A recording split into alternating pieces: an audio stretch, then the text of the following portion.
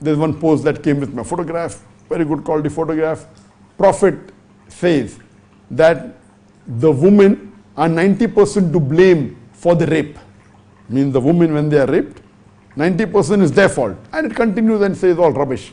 And then says that in Islam, the woman is made to satisfy the sexual urges of the man. And if a woman, if she satisfies the husband, she's serving Allah. So all these, posts in the name of Prophet Muhammad and the Hadith, anyone who's a Muslim will know that nowhere did the Prophet say that 90% of the rape cases are because of the blame on the woman. So they say many things in the name of Islam. So the way they say it, you can come to know this is made by non-Muslim. Because the Muslim will never write such things in the name of the Prophet. So this in short was just a brief that when you find any post in any person's name, the social media, if you are not savvy with the social media, when you search on the Google, you should know the statistics. How do you come to know whether it's authentic or not?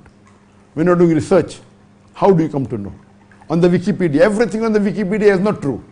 According to statistics, 2/3 of what is said on the Wikipedia is true.